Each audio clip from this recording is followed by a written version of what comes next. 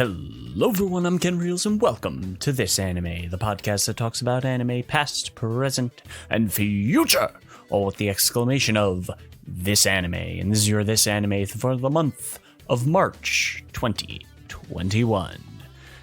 And we've got a pretty interesting show for you guys. This month we are going to be talking about the Ancient Magus Bride and Howl's Moving Castle. So it's a European inspired episode this month, and I hope you guys kind of enjoy because there's some interesting stuff to talk about, especially with our first topic, which is the Ancient Magus Bride. You want to know who you would be sold to, but why? I thought that you weren't interested. I'm not very good at handling pain. I wish I'd never had you. I wish you'd never been born. It appears that you have the sight. How fortunate. You know, if you're so eager to throw your life away, perhaps you should consider giving it to someone who would make better use of it than you can. What are you, exactly? I don't know. He has no feelings, Trust me. You can't expect human kindness there. As of today, you are my pupil. What things affect other things and how? What to aid? What to drive away? Strange practices. You are a kind-hearted child. Ancient customs. You are so young. You must not do this. We have many years left. We mages should never flout the laws of nature in this When way. am I going to die? Tell me, Elias, do you love the world? Good question.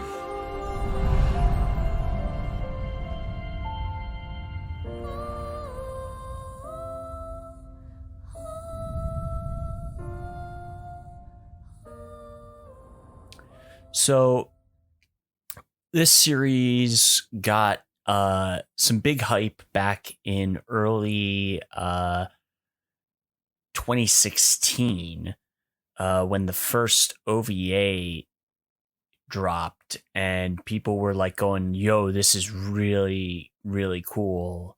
It's got this great vibe to it. And like I had heard it going around, and I was like, all right, what the heck's this?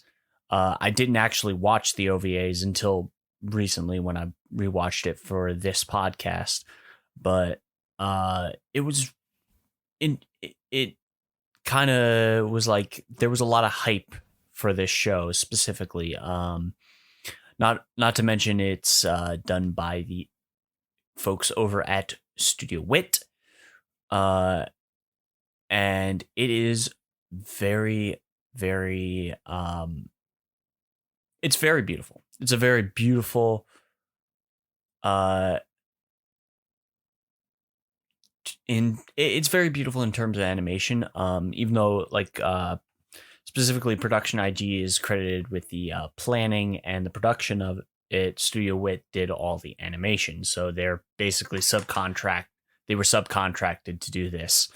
So it's not necessarily a pure Studio Wit project. It is mostly a production IG project. And production IG is always a heavy hitter when it comes to their anime anyway. But some of the biggest things about this series in particular is its melding of a Japanese-esque story and themes with a European visual style and European lore. Because it has a nice vibe to it, and especially when it comes to like the music specifically, the music has a much more Celtic inspiration when it comes to what it is presenting. And I think that kind of brings it a nice vibe, and it's kind of what I remember when I was watching this series as it was airing back in late 2017, early 2018. And I've been dying to actually pick this up on Blu-ray, specifically because I was just like, I was waiting for a complete collection, because paying the money to get the all 4 discs of the 24 episodes plus the OVAs together in one set, instead of paying the basically double the price to get one set and then the other set as well. So I was waiting for the complete collection, which actually just released last year, which was kind of surprising that it took that long, especially given the fact that this is a co-production between Funimation and Crunchyroll back when they had that deal, like a couple of years ago. Of course, that deal had ended up being that deal ended a while ago, and now we're sitting at that point where Sony, who is the owner of Funimation, has put into purchase Crunchyroll, and right now, as of this recording, it's at a standstill because the U.S. government has has started a probe to figure out, is basically an anti-monopoly probe for the industry, because, to be honest, them owning Crunchyroll and Funimation kind of is just about monopolizing a major chunk of the market for anime streaming in general. You have Funimation doing their dubs and that market, and then you have Crunchyroll, which is the premier anime streaming service. And I think this is also a bit of a crux for AT&T, because AT&T, they are trying to not stop. They're trying to stop hemorrhaging money after their purchase of Warner Media. And yeah, this is all business talk and kind of away from what this actual show is, Ancient Magus Bride, which is a pseudo love story. It's kind of a love story. It kind of isn't. I wouldn't necessarily call it a love story. I would call it much more of a fantasy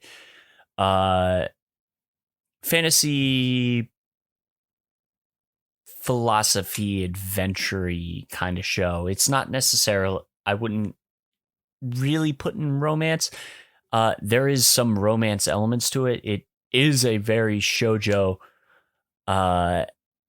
oriented manga that it's based on, and obviously the anime is a very shoujo kind of vibe to it, but it's not like super girly, it's not super romantic, it's emotional. It's an emotional roller coaster, and some of the best bits of this show is the emotional roller coasters. There's like 2 very specific times when it made me cry originally. Like, I distinctly remember it, the show making me cry. And then watching it again recently for the podcast. Yeah, no, those moments made me cry again. Like, no doubt. Of course that's going to happen. And honestly, I'm really happy and I'm really enjoying I really enjoyed the second watch of this. And like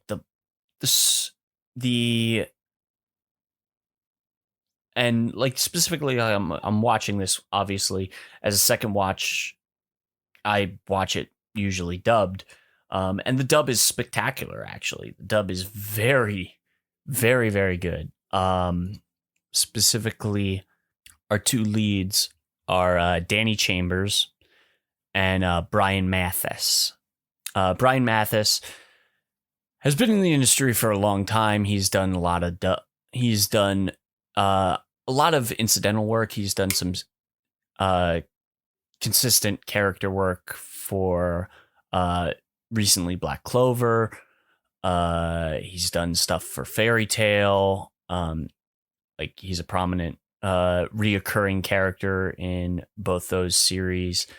And a lot of times he's the go-to for Funimation when it comes to like incidental characters, like one-offs. And the same goes for Danny Chambers, who honestly, this is pretty much her like big anime, like consistent anime role, like as a lead.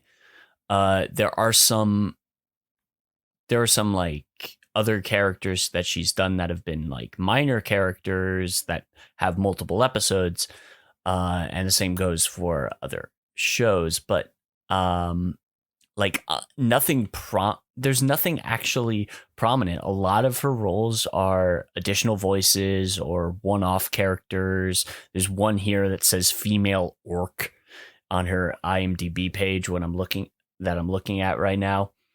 So yeah, this is kind of a smaller cast. A much like very good actors. They have a lot of consistent work when it comes to what they're doing, but they do a lot of incidental voice acting. They don't necessarily get the lead roles all too often, and it really feels good to have those kinds of actors get these leading roles. And again, that happened with Erased, and we talked about that last year, how having a not necessarily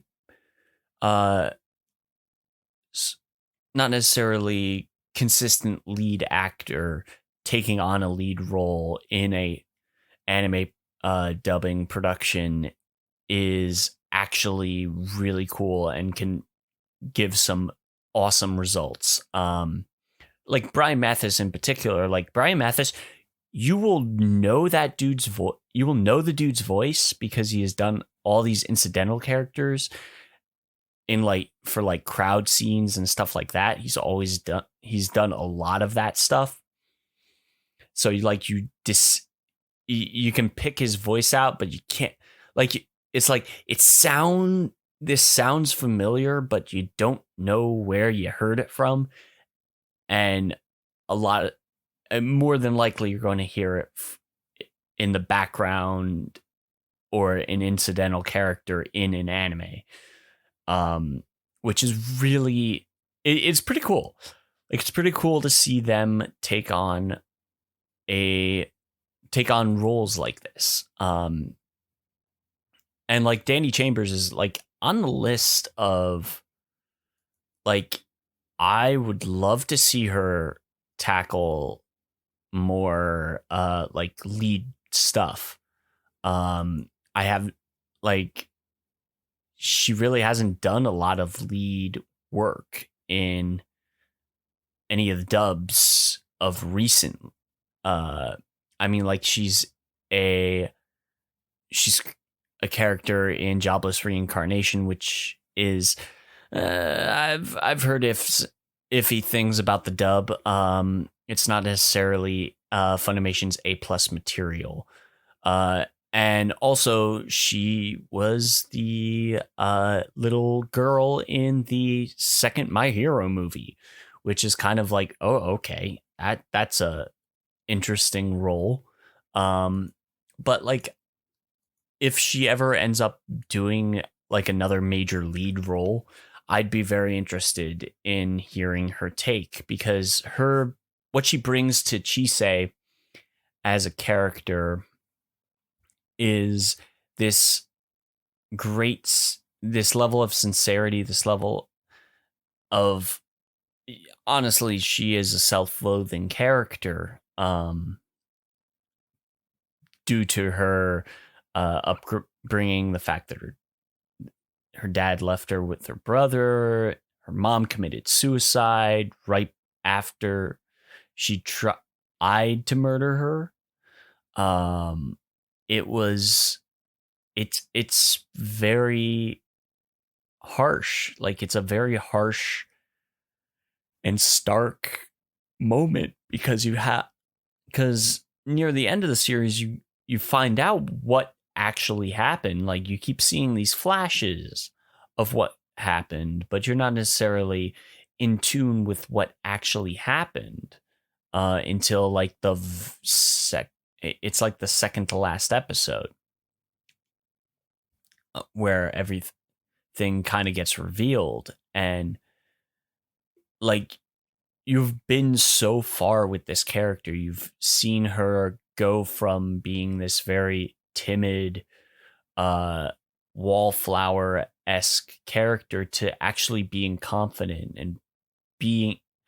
and willing to be herself, especially in front of Elias. Especially, she actually gained a family, and that's something she didn't have for most of her, a good chunk of her life. Like, her dad left her when she was young, and her mom committed suicide.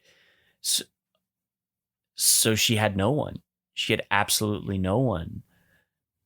And she felt lonely. She felt this abyss in her, and that brought her, and Elias was able to bring her to back from that abyss, in a iffy way, given the fact that he bought her, like, she's literally sold herself into slavery, but Elias thankfully bought her and essentially set her free to spread her wings and fly. And I think that's the craziest bit, is that this is one of it's one of those series that, specifically the first opening of this show, hits so hard and so poignant that it really, it just is spectacular. It's one of the best. And just to help you guys out, that is Joanna, and that is the artist Joanna, and the name of the song is Here. The actual lyrics, let's go full lyrics, translate to English.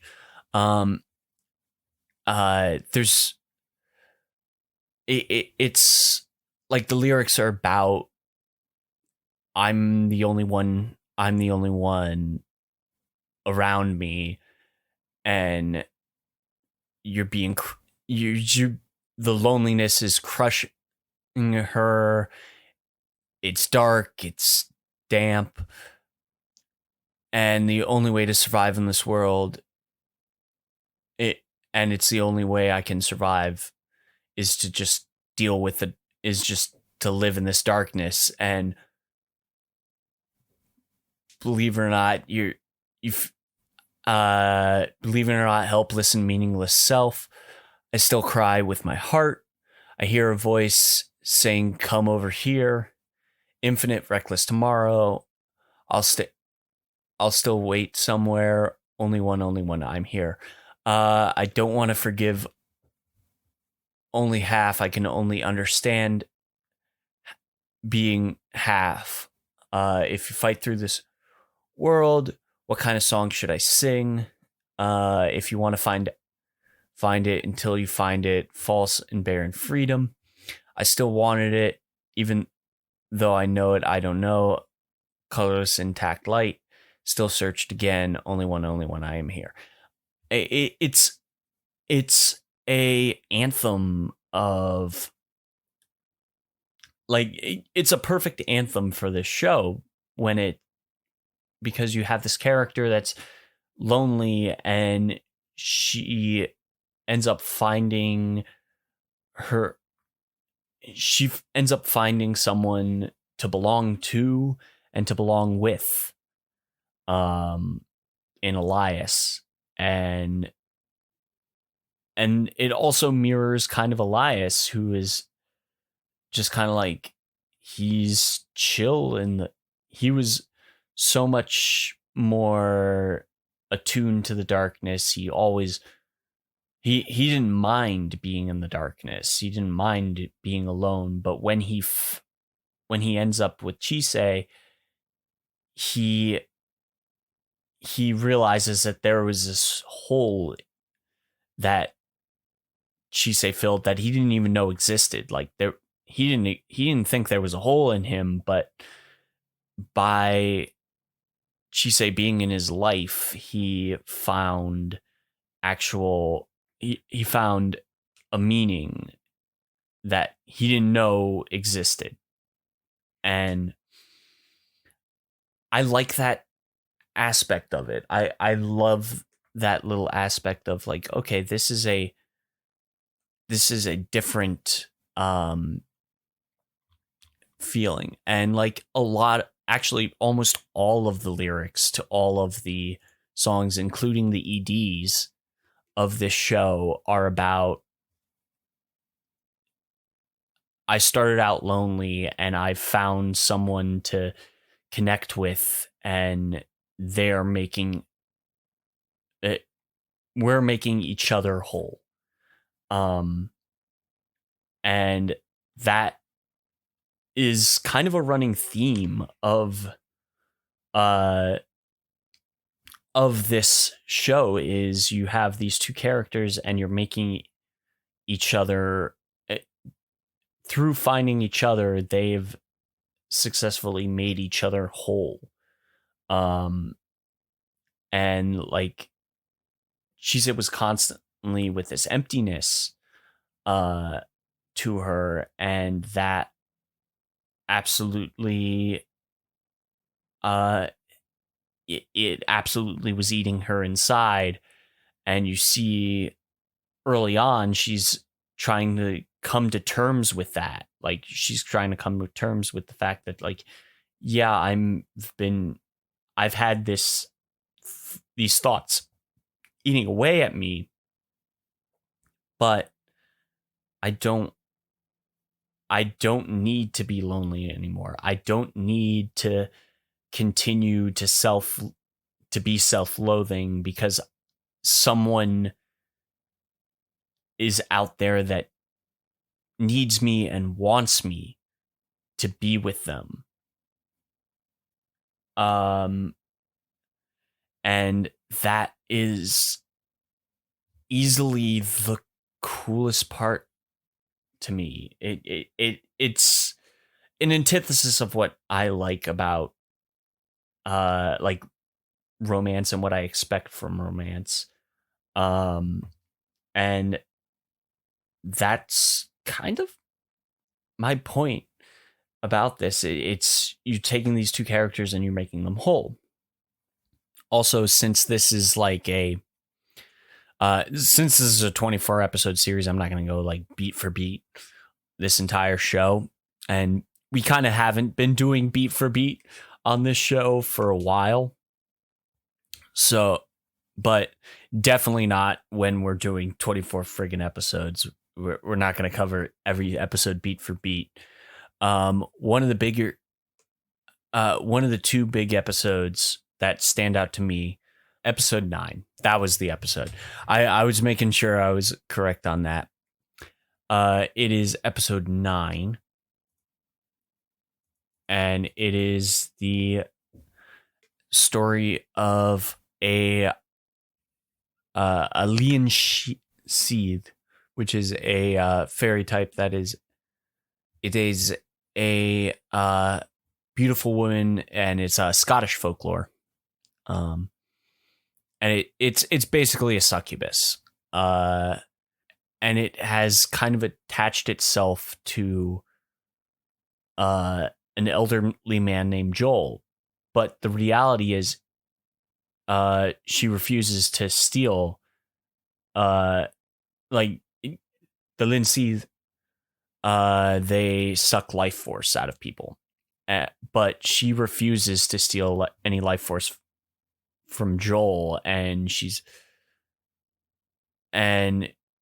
basically, it's a matter of like, no, it starts to come to the realization, like, I actually have fallen in love with this old man. It's super sweet in episode 9, and then in episode 14 it turns out that Joel is dying because she's been unintentionally draining his life.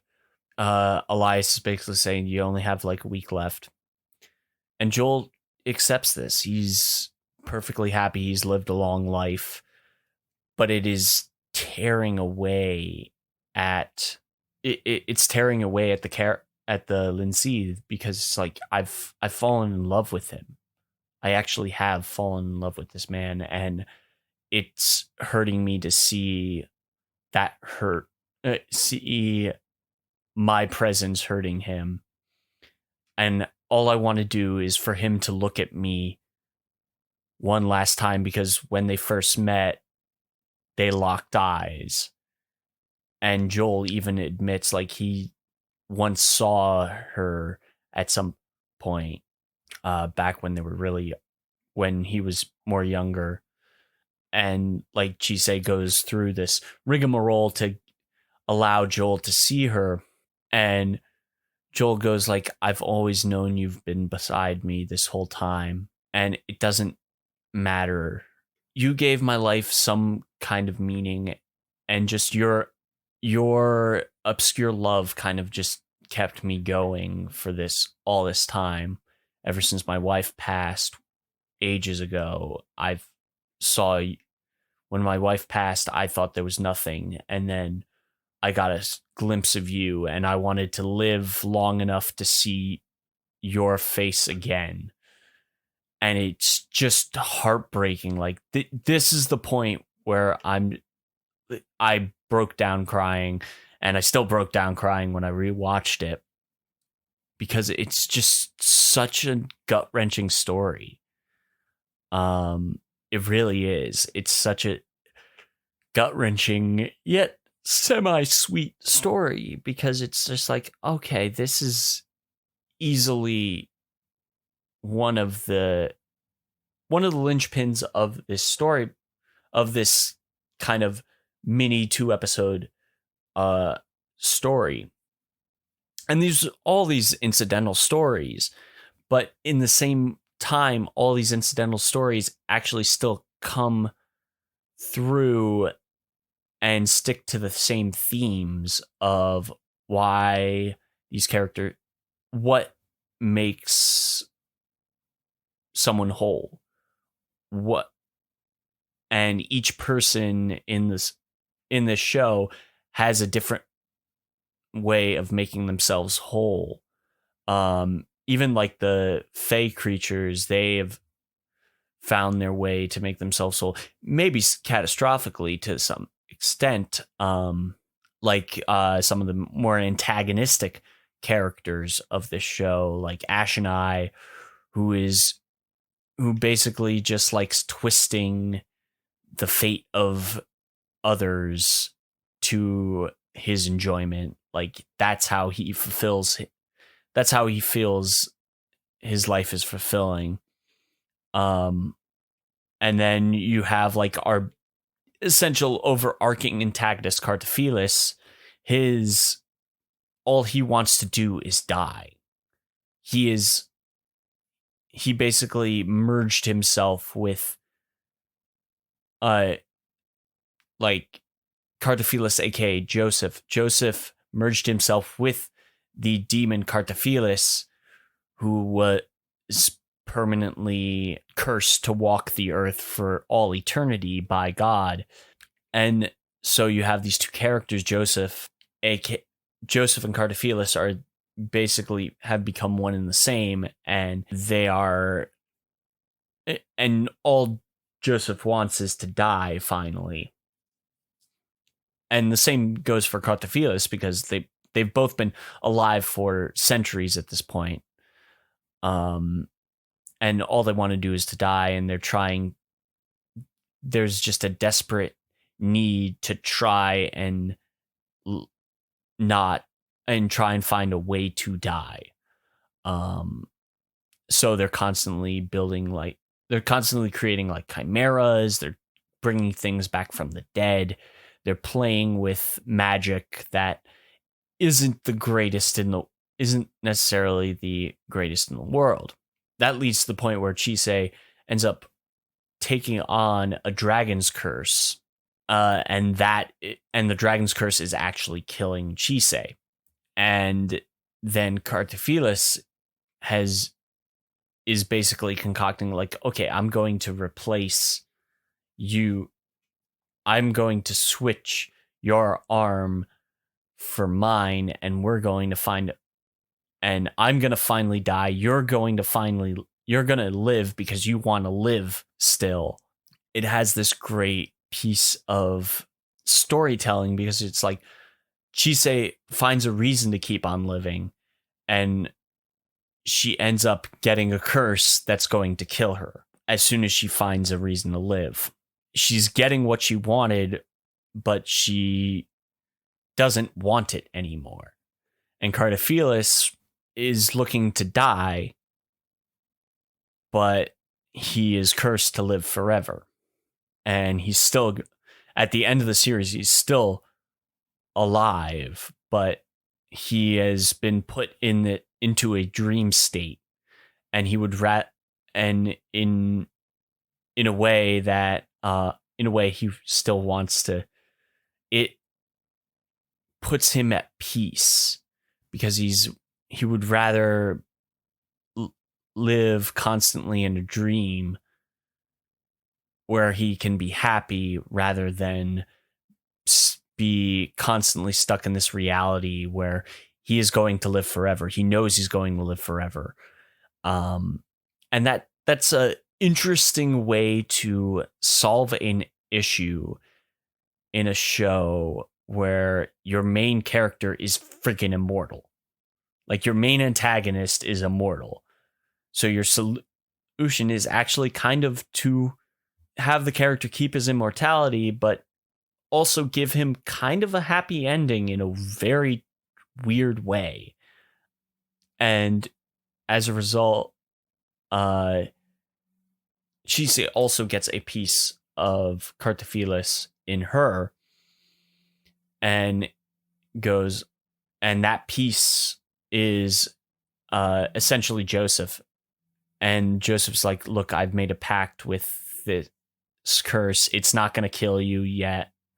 I'm going to make sure you live a normal life as thanks for giving me some sort of peace.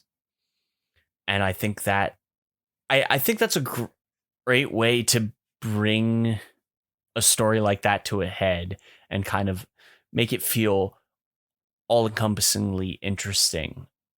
And the way it ends is just like Chisei has accepted that Elias at the beginning, in the very, very first episode, says, I plan on making you my bride. And Chisei's like, yeah, no, I have fully accepted that I want to be your bride. I want to be your bride. I want to be your apprentice. I want to live my life with you as long as I live. And that is it solves a lot. It solves a lot of the underlying issues of like, okay, Chisei is a Sayabegi, so she has a short lifespan just because of the untapped magic within her that just it basically is just burning her out from the inside. And then by having the curse taking her life, even in a shorter span, and then Cartaphilus or Joseph basically saying like, "Look, I'm gonna keep this curse at bay. You aren't going to die as long as I have the power to hold off this curse." And that's basically where the series ends. And it's a nice clear ending. And specifically like this actual series, when it aired, was pretty much right on the money, a little bit ahead of the manga when it was being published, because they had worked very closely with the author to figure out what the heck was coming up in the manga. And the anime actually aired before the manga chapters actually got released. Specifically, some of the last couple chapters were released after they had already shown a bit of it in the anime. And at this point, like, the series has been going. It has continued. There was a bit of a hiatus that had occurred. There's that, and then there's also the fact that, like, hey, they just announced this month. I don't know how I end up choosing these things, and they end up getting in the news like the month I choose to do it. They just announced this month that at this fall they're gonna do a new OVA for this series, and it's gonna be it is being done by the folks, and it's gonna be an original production. It's not gonna be based on the manga, and it was announced this month. And the episodes, it's a 3-part OVA, and it's going to be with the 16th, 17th, and 18th volumes of the manga, starting in September. And the OVA series is done by Studio Kafka, which is not the original studio. Studio Wit has been a bit of a flux. I don't know what Studio Wit's next project is. But I look forward to what their next project is. But they haven't done anything since they got booted off Attack on Titan, I believe. So that's still in flux. We don't know what's happening. We got the script is being done by new screenwriters. I believe it's a new director, but the character designer is returning, as well as Junichi Matsumoto. Junichi Matsumoto is returning to compose the music for it, which that to me is a huge highlight, because Matsumoto's score for Magus Bride is, again, one of the highlights. He does these great, like, mix of Celtic and with some slight Japanese storying to it. And it just has this nice vibe to it, and it's a soundtrack that I go back to and actually listen to in its entirety, as some of the best tracks are out there. I will, of course, I'm going to put one of those tracks during the break. And yeah, that's, like, overall my thoughts on Ancient Magus Bride. It is a wholehearted watch. You do not need to watch the OVAs. The 3 OVAs are standalone, and don't have any you're not going to have any preconceived notion. You could watch the OVAs. You could just like watch the first OVA to kind of get an idea on, do I want to watch the series? Does this seem interesting? There's not actually much of in terms of where it takes place story wise. It's kind of between the middle. It's kind of like I would place it somewhere in the middle of the series. Yeah, overall, wholehearted recommendation. This is a great series to watch. It is. You can watch it subbed or dubbed. It doesn't necessarily matter. I think the dub is spectacular, and the sub is just as good as the dub. Well, the dub is just as good as the sub, obviously.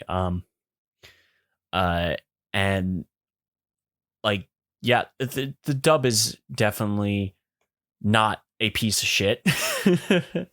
And not to mention the fact that, yeah, no, you can get the full series on Blu-ray for a pretty decent price. It's not super expensive. Funimation usually doesn't really charge too much for their releases. On top of the fact, like, the full series is done Dolby Surround, which is really good. Like that's a great thing to have, especially when it comes to anime, because a lot of them just do standard DST surround instead of the Dolby Surround. Though Funimation has been doing Dolby Surround for a while. It does feel good to have a series have the Dolby Surround standard. But yeah, you can stream that over on Crunchyroll /VRV. And I don't know if it's still available to stream on Funimation. I'm going to go ahead and check that for you guys. If not, again, like all the links to stream stuff is in the show notes. But I don't think it's available to stream on Funimation anymore. It might be. You might be able to stream that on Funimation. I'm not 100%. You might. I again, when I build the show notes, it'll be in the show notes. But yeah, that's gonna be it for my talk on Ancient Magus Bride.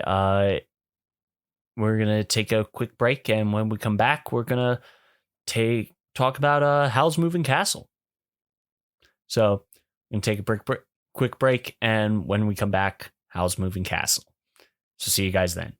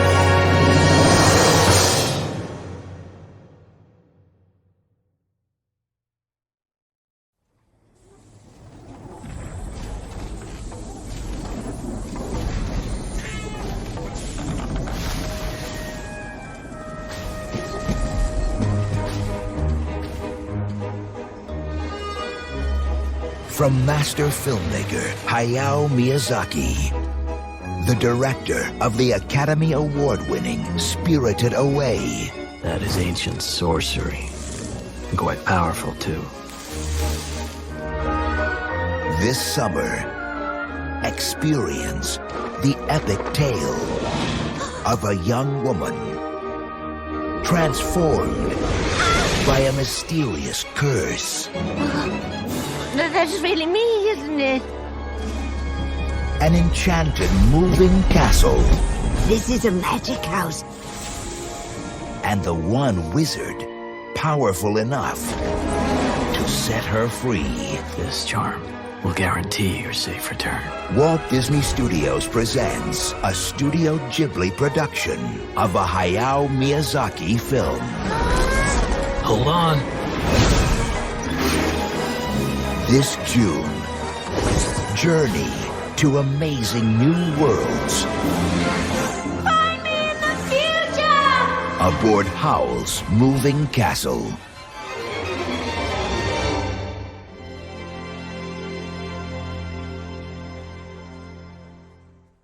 Welcome back, ladies and gentlemen, to this anime, and it is time to talk Howl's Moving Castle.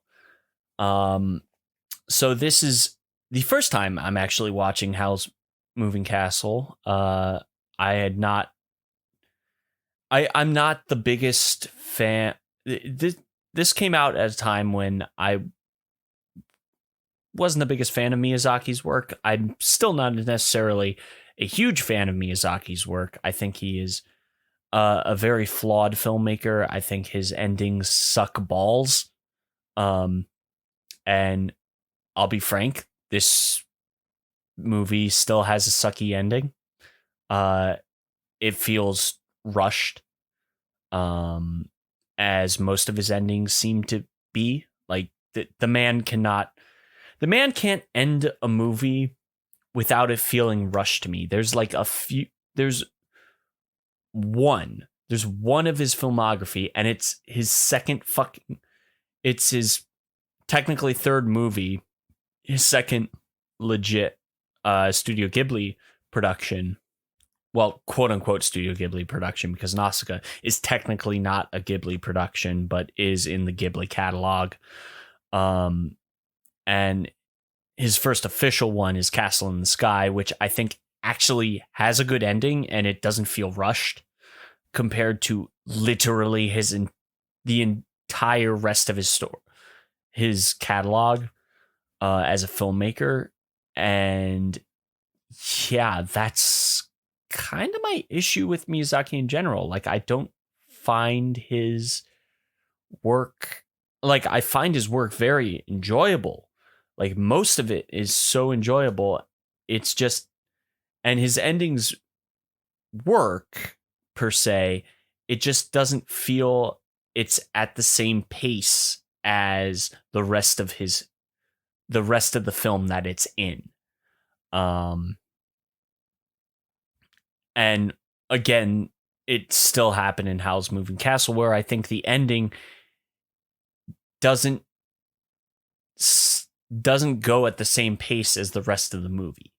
Like the last 15-20 minutes of this film feel so rushed and don't feel like it's at the same pace as the rest of the movie. And like, there's a lot to break down in this movie. And it's really good. Like, it's a very good film. It's beautifully animated. It's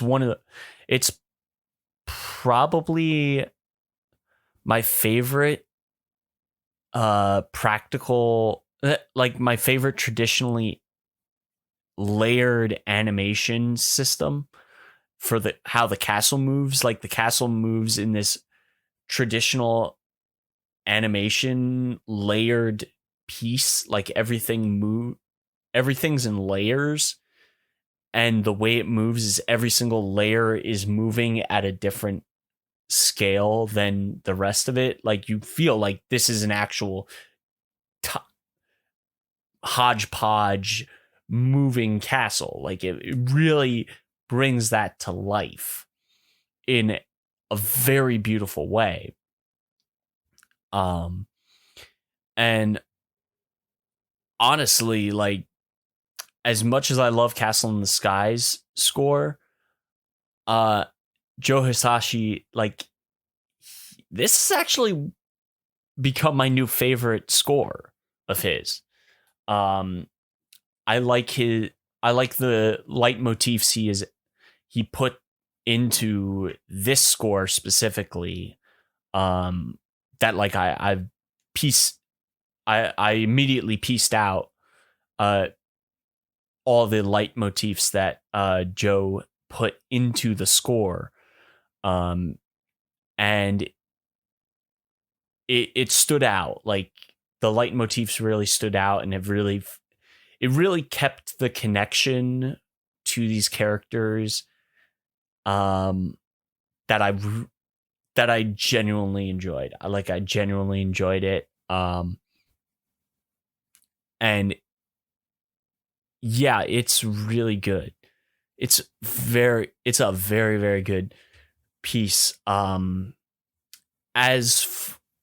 for most of the stuff that I do on the show, I always want to try and give the dub a good fair shake. So I did the dub for this. And I'm kind of glad I did the dub for this, even though I am aware of some of the Japanese cast in this, being specifically the some of the more incidental characters in this. I've heard good things from them before, but the English dub cast, as most of the Ghibli dub productions were done over during the Disney era of Ghibli's distribution. It was done by the folks at Disney, more specifically at the behest of John Lasseter, who was basically spearheading that project at the time. And you have a star-studded cast. You've got John Simmons playing an older version of Sophie. Emily Mortimer, who let me double check that. She's done some she's done mostly TV work for the most part. Like she's done some good TV work. She's done video games as well. Specifically, like she's a go-to for Disney when it comes to video games, because she is actually a character in one of the Cars movies. So obviously John Lasseter, kind of while they were working on the dub for Howls, I guess she was, come to think of it, that was probably around the time Cars 2 was in production. So maybe that kind of led John to cast her in Cars 2. You got Christian Bale as our male lead, as the Howl, our quote unquote sorcerer character. And this is right before he did Batman Begins, and there is one scene where you do hear a kind of proto Batman voice when Howl is kind of a monster. And Lauren Bacall plays the Witch of the Waste,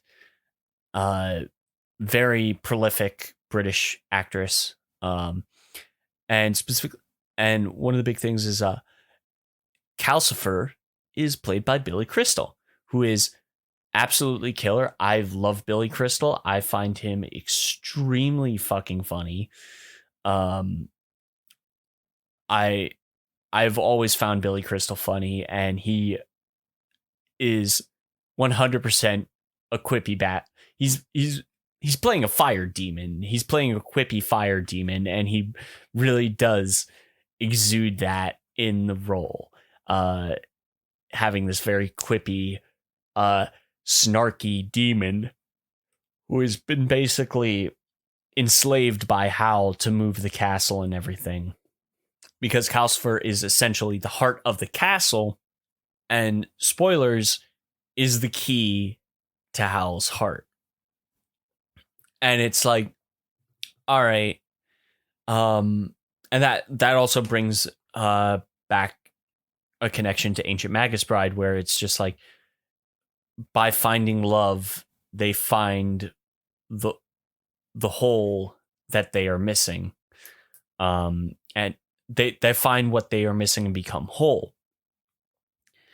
And Sophie is just kind of a very diligent wallflower character, and she doesn't necessarily like going out. She likes she likes small things. She likes the solidarity, and she has a strong sense of duty, because like her father, when her father passed, she decided, I'm going to take over the hat shop, and my other sisters are out doing other things. My mother has moved on from my father, moved kind of on from the shop itself. But this is how I'm going to keep my father's memory. This is what I'm going to do to keep my father's legacy alive. And I want to do that. I want to keep, she wants to keep her father's legacy alive. And then she just happens to run into Howl while she goes on a visit just to see her sister. And she comes back to the shop, and the Witch of the Waste, who is a spiteful bitch, like spiteful old hag that the Witch of the Waste is, decides to curse her to basically turn her into an old woman. But at the same time, Sophie makes the decision, like, I'm not going to let this stop me. I'm not going to let this curse stop me from being the same person I already was. And so she decides to basically just go to Howl and kind of give her a piece of her mind, and also bestow a message from the Witch of the Waste saying, like, hey, motherfucker, you dumped my ass because you're a cowardly son of a bitch, and you broke my heart. So I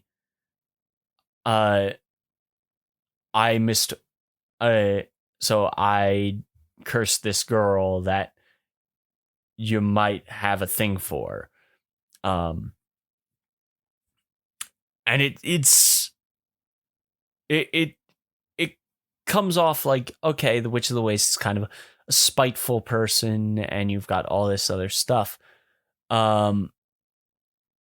And actually, one of the early Howl has an apprentice, Markle, and in the dub, it's actually a young Josh Hutcherson from the Hunger Games. And that was kind of surprising. Like, it was a very surprising role. Like, that that's his 1, 2, 3, 4, 5. That's his 5th role listed. And of course he was like a young child actor. Like he's been in the industry since 03. So he's done some, and he did some he did like incidental work, some smaller roles. This is probably the biggest role he had. Let me just double check, because it's just like, oh no. He also played the son of Will Ferrell's character in that Kicking and Screaming movie. So it was the same year anyway, that he did the Markle role. So technically it's basically, he had 2 back-for-back big lead roles in a production. And then years later, he goes to do play one of the more prolific characters, Peter, in the Hunger Games franchise. And he's done some other stuff later on. And there's some stuff in post-production. He's got some stuff in post-production. He's also got shooting a film right now, actually, according to this. And he's done some, like, Josh Hutcherson is a much better actor than anything you see in like the Hunger Games, because but he does a lot to kind of show like, okay, this dude is actually smart. This dude actually cares in the Hunger Games. And he, even as a young kid, he kind of plays Markle actually very well. Like, he has this young boy attitude to him. But he also has a good sense of what's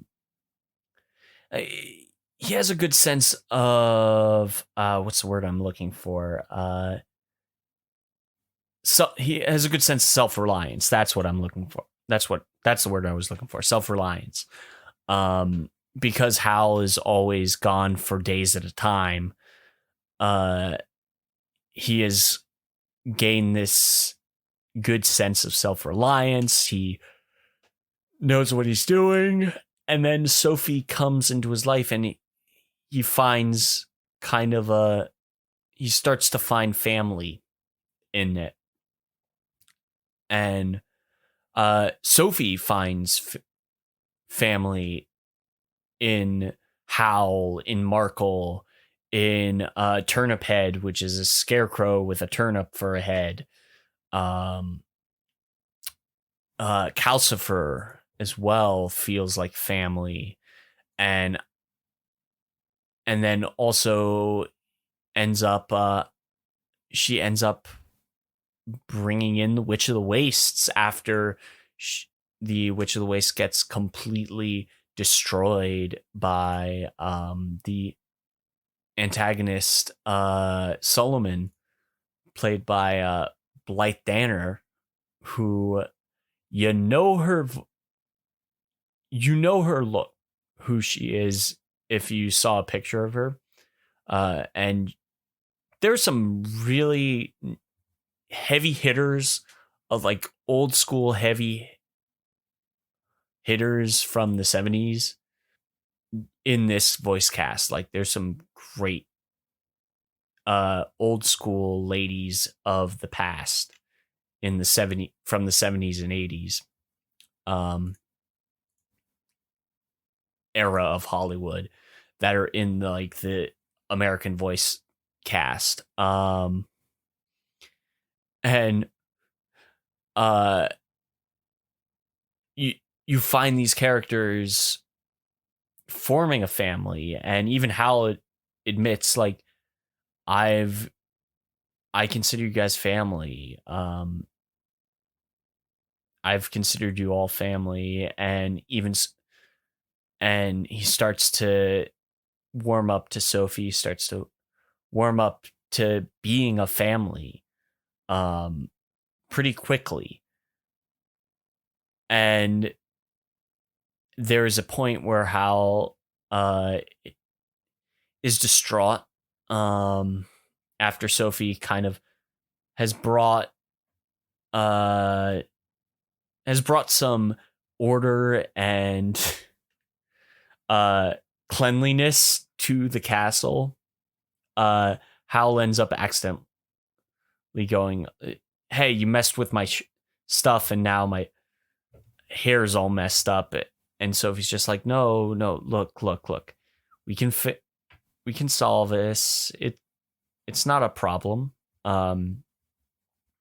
And that idea of like, okay, I am constantly that idea that Hal is constantly chasing this idea of beauty, because he's a charmer. Like Hal is like, when we first meet Hal, he's like this blonde-haired, blue-eyed, suave person, and his transformation becomes so interesting because of what happens. Like you're constantly interested in what occurs to this character, because you feel connected to him, because like, okay, he's a vain character, but Sophie ends up breaking down that vanity to see like, this is a broken man. This is a broken man who has been broken by so many people in his life, including himself. Like he himself has broken his soul down. And then also like the women in his life, like the Witch of the Waste and Solomon specifically, have kind of used him, and he's sick of being used. He's sick of being told what he needs to do instead of what he wants to do. And again, that connects. That's a strong connection there. And through Sophie, he starts to find meaning in his life, find something he wants to fight for. He wants to fight for the family that he has given her. That she has given him, sorry. He wants to fight for the family she has given him, not only all the other not only just for the other characters. He specifically says like, I've found something to fight for, and it's you. I want to fight for you. And that is huge. That's a huge emotional moment in the movie, and it hits really good. It hits really well. And it's hard because you start to, because again, the movie, as I said, falls a bit apart at the end, because like the pacing is much more rapid in the last like 20 minutes. And that might just be like a Japanese kind of thing, because I've seen that in a lot of Japanese films where its final 20 minutes is super fast paced, even if the rest of the film isn't as fast paced. And it could just be a Japanese kind of aesthetic. I haven't actually watched a lot of I actually haven't watched a lot of Kurosawa, which is something I want to actually resolve this year, is to watch a little more Kurosawa features. I have a few of them actually on Criterion, but I want to get a sense of is this just a Japanese style of filmmaking where the ending is there's a lot of action and it doesn't feel at the same pace as the rest of a feature, or is this just a or is this just a Miyazaki thing? Is this a Japanese thing or a Miyazaki thing is kind of what I want to find out. Because I'm starting to see a pattern in a lot of Japanese filmmaking when it comes to feature length stuff, specifically, where I think the pace a lot of the time doesn't match the pace, like the pace of the ending doesn't match the pace of the rest of the movie. And yeah, I think that might be just a general issue with Japanese, a Japanese sense of what a film is. And don't get me wrong, I love Miyazaki. I think he does some great work.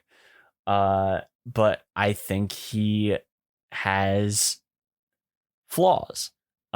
Just as this is from an American watching his features with an American sensibility. And that could just be my own stupid fault. That could be my own upbringing. That could be my own sense of ideals, kind of bringing that to a film by a Japanese writer, producer, director. And it might be interesting to kind of look at it that way, where it's like, okay, this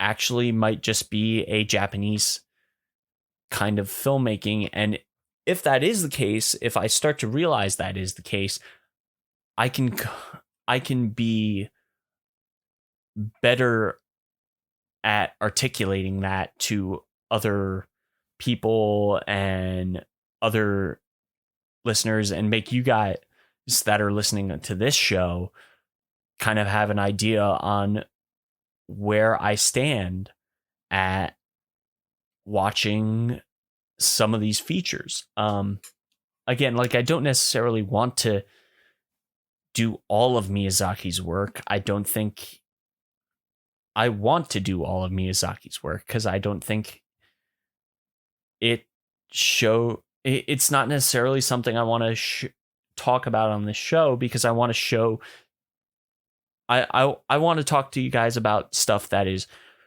much more off the beaten path, not necessarily something you have heard of, because most people have heard of Miyazaki. Most people have heard of him, specifically his work on Spirited Away, this film, and Mononoke is another one of his big features, because Mononoke was actually a first to come stateside, if I remember correctly, at least with a big fanfare kind of feel to it.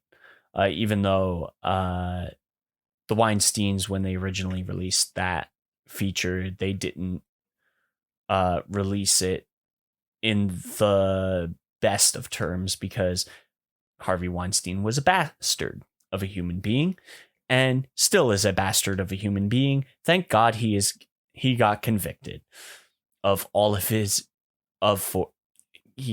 getting convicted for being a bastard. On that note, overall, Howl's Moving Castle is a beautiful film.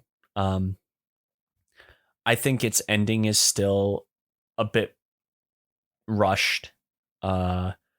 And its final like twist, which I haven't actually talked about, like the final twist. Its final twist is really good. I really liked it.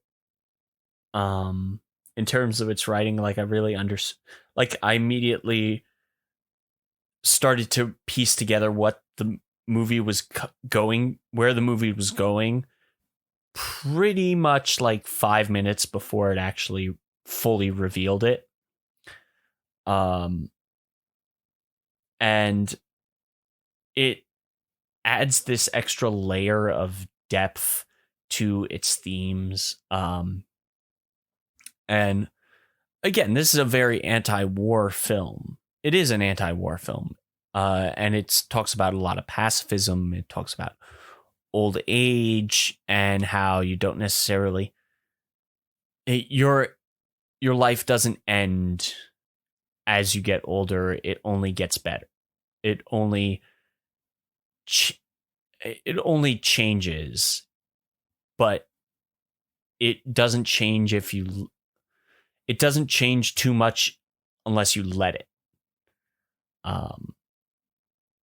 And that kind of adds to it. And overall, like Howl's Moving Castle, I am glad I watched it. I am glad I saw it. It is thematically, I would say it's higher up on my favorites of his list, but it is not necessarily the most... I still would say Castle in the Sky and Nausicaa are higher, in my eyes. But I think Howl's is really well done.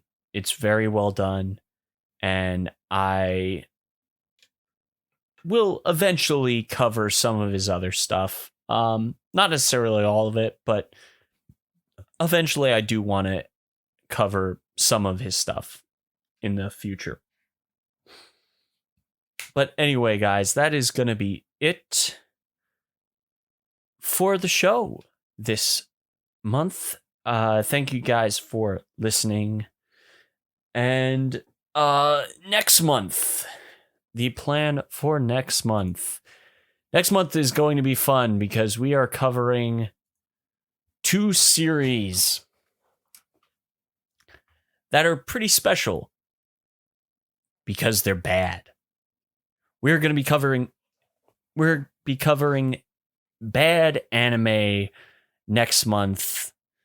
For the month of April, we are covering Wanna Be the Strongest in the World and King's Game. King's Game is infamous in my eyes, and we will be talking about that next month. Also, next week, we are going to do the first episode of our anime book club, talking about Fibrain Season 2, the second half of that. So the last 13 episodes of Fibrain Season 2 is coming up next week. So next Saturday, which is April the 3rd, is when that comes out. So anyway, guys, thank you guys for listening. You can follow me on Twitter and Instagram at KenReels. You can follow the podcast on Twitter at ThisAnimePod. ThisAnimePodcast.com is where you can find our episode posts as well as the show notes, or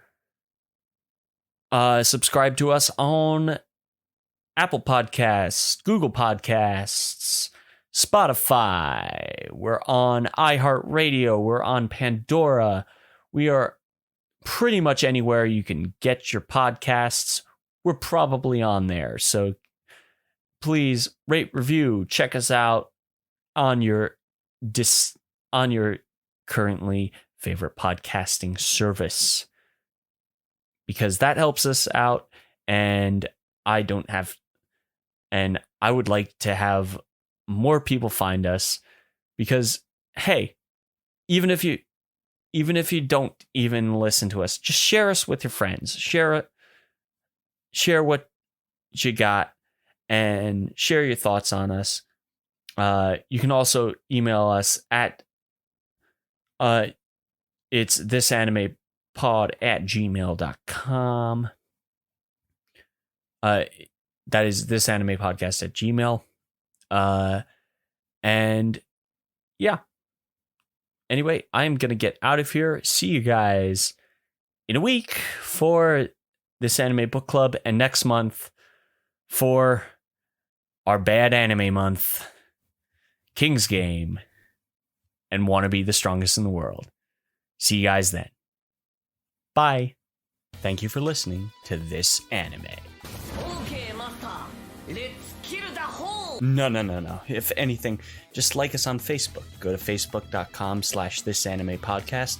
Follow the podcast on Twitter @thisanimepod, or comment on our episode posts over at thisanimepodcast.com. That's This Anime Podcast on Facebook, @thisanimepod on Twitter, and thisanimepodcast.com. Yes. Oh my god. This Anime is available on Stitcher, Spotify, iTunes, and Google Play/podcasts. If you're listening on one of those platforms, please consider subscribing, rating, and or reviewing on those platforms to help us grow. Every time you do so, it helps This Anime take over